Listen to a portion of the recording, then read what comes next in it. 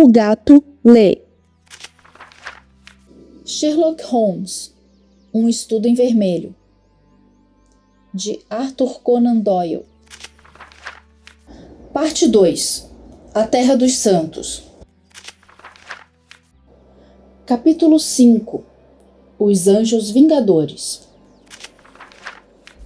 Durante toda a noite, o curso dos viajantes passou por intrincados desfiladeiros e por caminhos irregulares e cheios de rocha. Mais de uma vez, eles perderam caminho, mas o conhecimento íntimo que Hope tinha das montanhas permitia-lhes recuperar a trilha novamente. Quando amanheceu, uma cena de maravilhosa beleza selvagem estendia-se diante deles.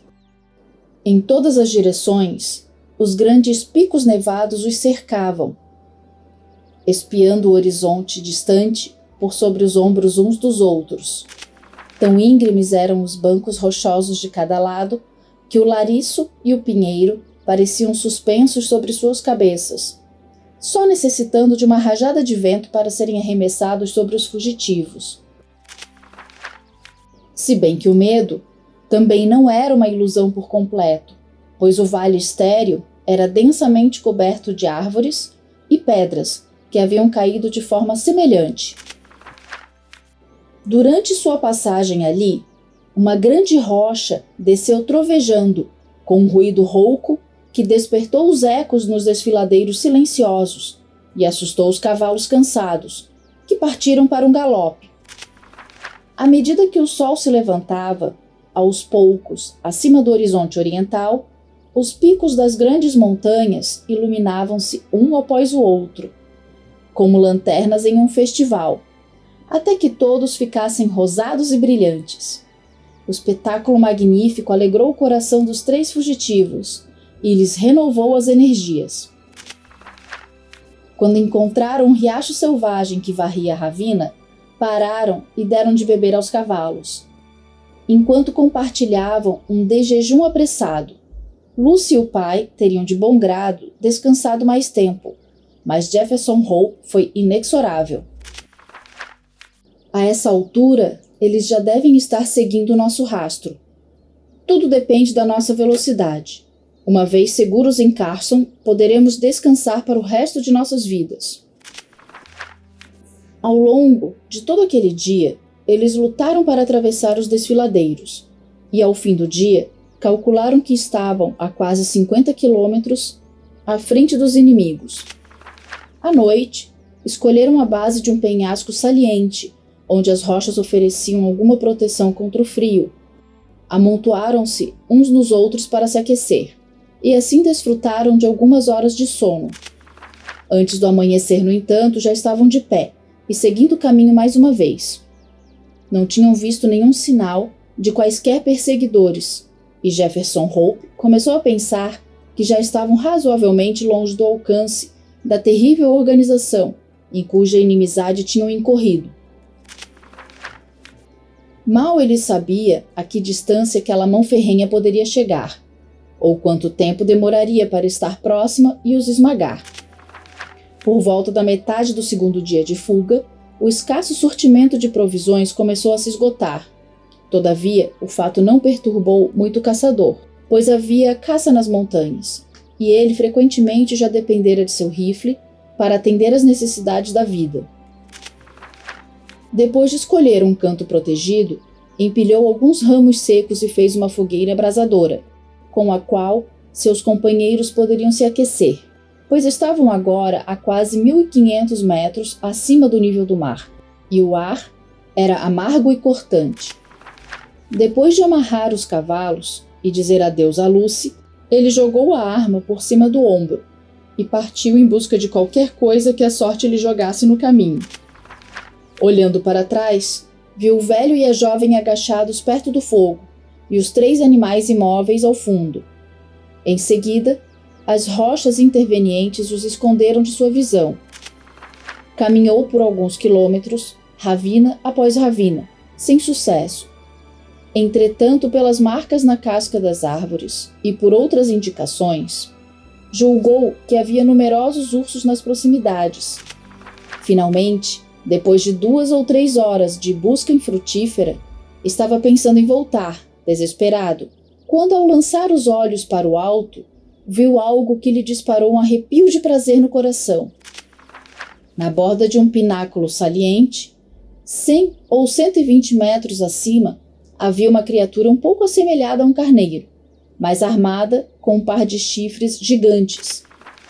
O carneiro selvagem, pois assim ele é chamado, estava agindo, era provável, como guardião de um rebanho invisível ao caçador, mas que felizmente seguia na direção oposta e não o tinha percebido. Deitado com o rosto no chão, apoiou o rifle sobre uma rocha e mirou longamente antes de puxar o gatilho. O animal saltou para o ar, balançou um momento sobre a borda do precipício e depois veio desabando vale abaixo. A criatura era pesada demais para carregar, de modo que o caçador se contentou em cortar uma coxa e parte do flanco. Com esse troféu sobre o ombro, apressou-se a refazer seus passos, pois a noite já estava chegando. Mal tinha começado, no entanto, quando percebeu a dificuldade que o aguardava. Na ânsia, tinha se afastado demais das ravinas que lhe eram conhecidas, e não seria questão fácil encontrar o caminho que tomara até ali. O vale em que se encontrava se dividia e se subdividia em muitos desfiladeiros, tão parecidos entre si que era impossível distinguir um do outro. Seguiu por 1,5 quilômetro ou mais, até chegar a um riacho de montanha que ele tinha certeza de nunca ter visto antes. Convencido de que tomara o caminho errado, ele tentou outro, porém com o mesmo resultado.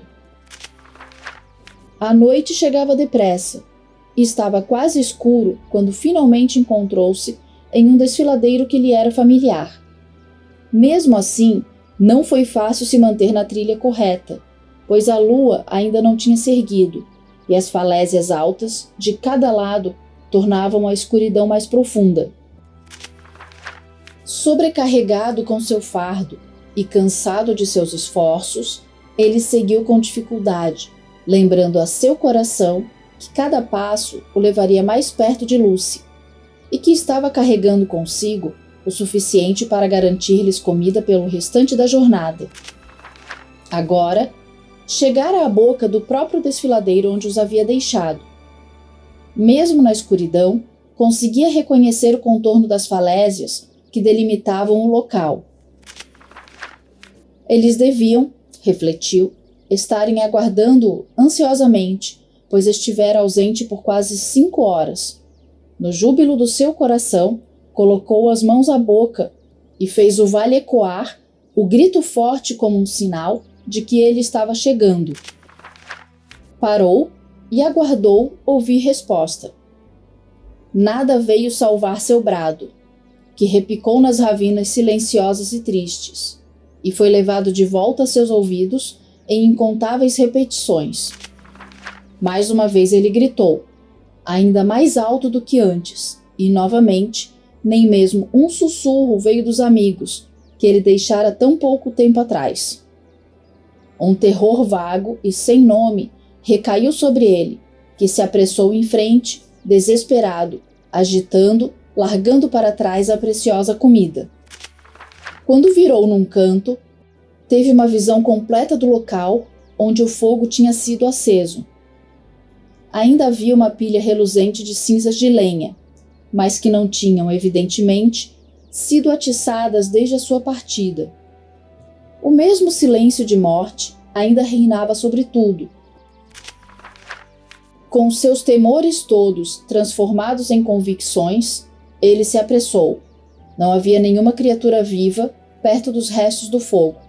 Animais, homem, donzela, tudo tinha sumido. Estava claro demais que algum desastre súbito e terrível acontecera durante sua ausência. Um desastre que tinha abraçado a todos e, mesmo assim, não tinha deixado vestígios para trás. Perplexo e atordoado com aquele golpe, Jefferson Hope sentiu a cabeça girar e teve de se apoiar sobre o rifle para se salvar da queda. Era essencialmente um homem de ação, todavia, e depressa recuperou-se da impotência temporária. Pegou do fogo latente um pedaço de lenha meio consumido, soprou até criar chama e prosseguiu com sua ajuda para examinar o pequeno acampamento. O solo estava todo carimbado pelos cascos de cavalos, mostrando que um grande grupo de homens montados tinha alcançado os fugitivos, e a direção de suas pegadas provava que tinham, depois, rumado novamente para Salt Lake City. Será que tinham levado de volta seus 2 companheiros? Jefferson Hope estava quase convencido de que deviam ter feito isso, quando seu olho recaiu sobre algo que fez todos os nervos de seu corpo formigarem. Um pouco para o lado do acampamento, havia um monte feito de terra avermelhada, que seguramente não estava lá antes. Não havia como confundi-lo com qualquer coisa que não uma sepultura recém-escavada. Quando o jovem caçador se aproximou, percebeu que um galho fora plantado nele, com uma folha de papel presa na forquilha. A inscrição era breve, mas ia direto ao ponto. John Ferrier, anteriormente de Salt Lake City, morreu em 4 de agosto de 1860. Então o velho resistente, a quem o jovem deixara havia tão pouco tempo, tinha partido, e isso era todo o seu epitáfio. Jefferson Hope olhou em volta com desespero em busca de uma segunda sepultura, mas não havia nenhum sinal de outra. Lucy fora levada de volta por seus perseguidores terríveis para cumprir seu destino original, tornar-se mais uma entre o harém do filho do ancião. Quando Jefferson percebeu a certeza do seu destino e sua própria impotência para impedi-lo, desejou que também ele tivesse deitado com o velho fazendeiro no silencioso local de descanso. Mais uma vez, no entanto, seu espírito ativo sacudiu a letargia que nascia do desespero. Se não lhe restava mais nada, ele poderia pelo menos dedicar sua vida à vingança. Com paciência e perseverança indomável, Jefferson Hope possuía também um desejo de vingança contínuo, que talvez tivesse aprendido com os índios entre os quais tinha vivido. À beira da fogueira desolada, sentiu que a única coisa que poderia amenizar sua dor era a retaliação profunda e completa, trazida por sua própria mão sobre os inimigos. Sua resoluta força de vontade e sua incansável energia, ele determinou, seriam dedicadas a esse único fim. Com o rosto pálido e severo, ele refez seus passos até onde tinha deixado a comida e, tendo acendido a fogueira em brasas, preparou carne suficiente para alguns dias.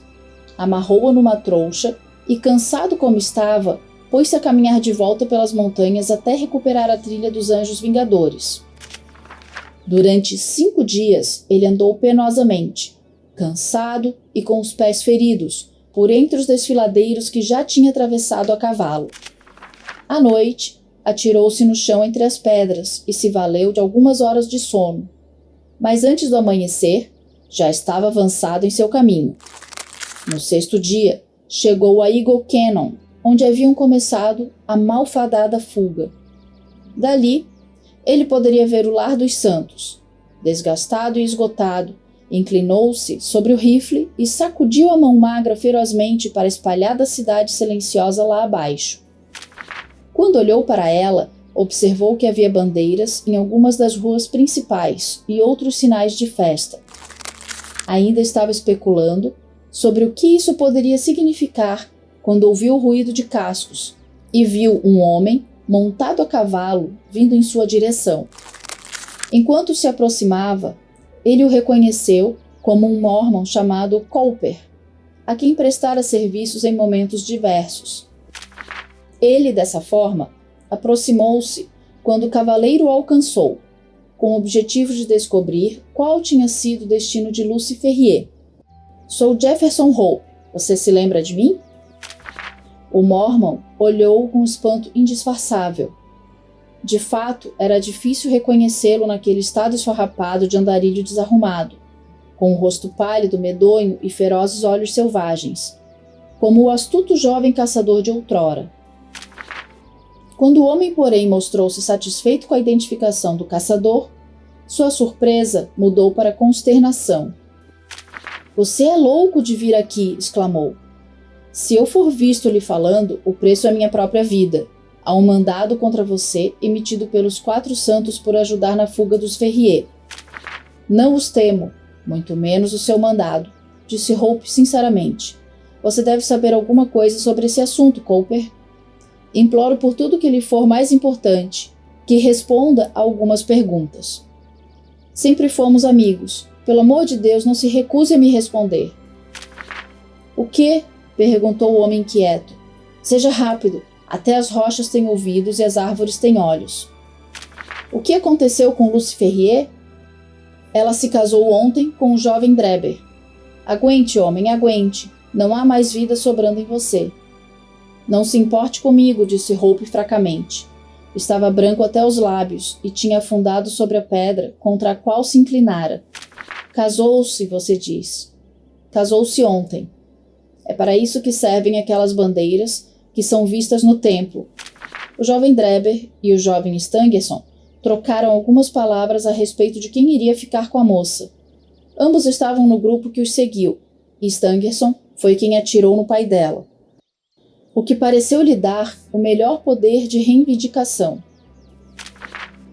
Mas quando discutiram no conselho, o lado de Drebber era o mais forte, de modo que o profeta a entregou para ele. "Porém, ninguém vai tê-la por muito tempo, pois ontem vi morte em seu rosto. Ela é mais fantasma do que mulher. Está de partida, então?" "Sim, estou de partida", confirmou Jefferson Hope, que havia se levantado. Seu rosto poderia ter sido esculpido em mármore, tão dura e resoluta era sua expressão, e seus olhos brilhavam com uma luz sinistra. "Aonde você vai?"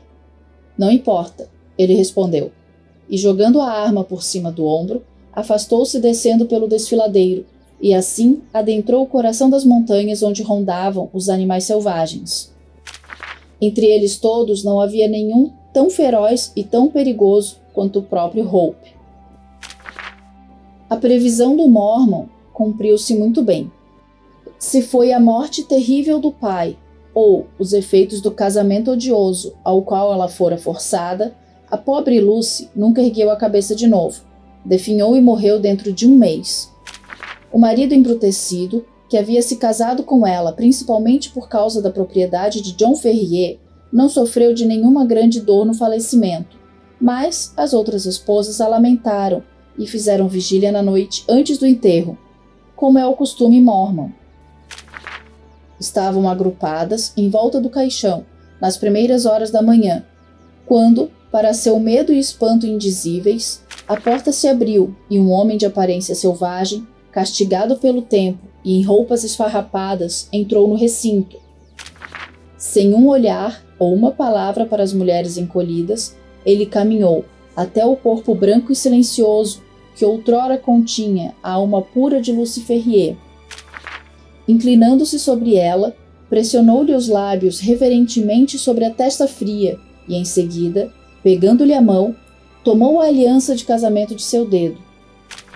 "Ela não deve ser enterrada com isso", declarou com um grunhido feroz, e antes que um alarme pudesse ser levantado, correu para as escadas e foi embora.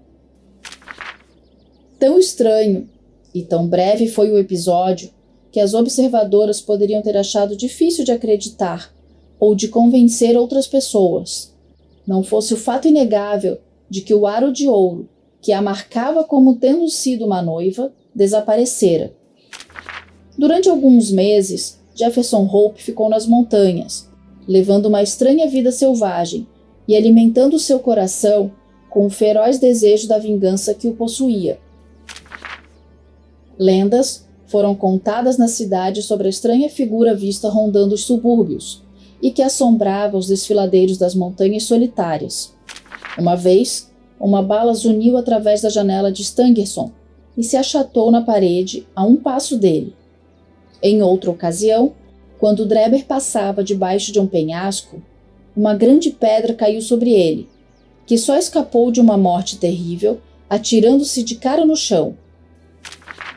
Os 2 jovens mormons não demoraram a descobrir o motivo daquelas ameaças contra suas vidas e conduziram repetidas expedições para as montanhas na esperança de capturar ou matar seu inimigo, mas sempre sem sucesso. Então, adotaram a precaução de nunca mais sair sozinhos ou após o anoitecer, e de ter suas casas protegidas. Depois de um tempo, foram capazes de relaxar essas medidas, pois nada foi ouvido ou visto de seu oponente, e esperavam que o tempo lhe tivesse esfriado o desejo de vingança. Longe disso, o tempo havia, acima de tudo, aumentado o desejo. A mente do caçador era de uma natureza dura e inflexível, e a ideia predominante de vingança tinha tomado tal posse dela que não havia espaço para qualquer outra emoção. Hope estava, no entanto, além de todas as coisas práticas. Logo percebeu que até mesmo sua constituição de ferro não poderia suportar a pressão incessante que estava colocando sobre si mesmo. A exposição aos elementos da natureza e a falta de alimentos saudáveis o estavam desgastando. Se morresse como um cão entre as montanhas, no que então daria sua vingança? E, no entanto, tal morte com certeza o venceria se ele persistisse. Sentiu que era o mesmo que jogar o jogo do inimigo e, relutantemente, voltou para as antigas minas de Nevada para recuperar a saúde e acumular dinheiro suficiente que lhe permitisse perseguir seu objetivo sem privações. A intenção era ficar ausente por 1 ano, no máximo, mas uma combinação de circunstâncias imprevistas o impediram de sair das minas por quase 5. Ao fim desse tempo, porém, a memória de seus erros e o desejo de vingança estavam quase tão afiados como naquela noite fatídica na sepultura de John Ferrier. Disfarçado e sob o nome falso, ele voltou a Salt Lake City, sem se importar com o que pudesse ser feito de sua vida, contanto que obtivesse o que ele sabia ser a justiça. Lá, más notícias o aguardavam. Poucos meses antes houvera um cisma entre o povo escolhido. Alguns dos membros mais jovens da igreja tinham se rebelado contra a autoridade dos anciãos, e o resultado foi a secessão de um certo número de descontentes, que havia deixado Utah e se tornado gentios. Entre esses estavam Drebber e Stangerson, e ninguém sabia para onde tinham ido. Rumores informavam que Drebber conseguira converter uma grande parte de sua propriedade em dinheiro, e que tinha se tornado um homem rico, enquanto seu companheiro Stangerson ficara pobre em comparação. Não havia nenhum indício, no entanto, do paradeiro de ambos. Muitos homens, embora vingativos, teriam abandonado qualquer pensamento de vingança em face de tamanha dificuldade, mas Jefferson Hope não vacilou nem por um instante. Com a pequena competência que possuía, economizando e pegando qualquer trabalho que pudesse, viajou de cidade em cidade pelos Estados Unidos em busca de seus inimigos. Ano suplantou ano. O cabelo negro tornou-se grisalho, mas ainda assim ele prosseguiu, um cão de caça humano, com a mente focada no objetivo sobre o qual tinha dedicado sua vida. Por fim, sua perseverança foi recompensada. Foi tudo um mero relance de um rosto em uma janela, mas esse olhar lhe dizia que Cleveland, em Ohio, possuía os homens a quem ele estava buscando. Voltou para seus miseráveis aposentos, com um plano de vingança todo arranjado. Aconteceu, porém, que Drebber, olhando de sua janela, reconhecera o vagabundo na rua e lera assassinato em seus olhos. Foi às pressas ter com um juiz de paz, acompanhado de Stangerson, que se tornara seu secretário particular, e relatou-lhe que suas vidas corriam perigo por causa da inveja e do ódio de um antigo rival. Naquela noite, Jefferson Hope foi levado sob custódia e, incapaz de encontrar os meios de pagar fiança, foi detido por algumas semanas. Quando enfim foi libertado, descobriu apenas que a casa de Drebber estava deserta e que ele e seu secretário haviam partido para a Europa. Mais uma vez, o vingador fora frustrado e, novamente, o seu ódio concentrado lhe pediu para continuar a perseguição. Faltavam-lhe fundos, no entanto, e durante algum tempo ele teve que voltar ao trabalho. economizando cada centavo para a viagem que se aproximava. Por fim, depois de ter juntado o suficiente para sobreviver, ele partiu para a Europa e rastreou seus inimigos de cidade em cidade, fazendo qualquer trabalho braçal enquanto isso, mas sem nunca os alcançar. Quando chegou a São Petersburgo, eles haviam partido para Paris, e quando os seguiu até lá, soube que acabavam de partir para Copenhague. A capital dinamarquesa chegou novamente com alguns dias de atraso, pois os homens viajaram para Londres, onde ele finalmente conseguiu alcançá-los por terra. Quanto ao que ocorreu lá, não podemos fazer melhor do que citar o próprio relato do velho caçador, tal como devidamente registrado no diário do Dr. Watson, ao qual já devemos tanto. Esta obra de ficção pode ser adquirida para sua total contemplação através do link indicado aqui na descrição do vídeo. Obrigada por nos acompanhar neste capítulo.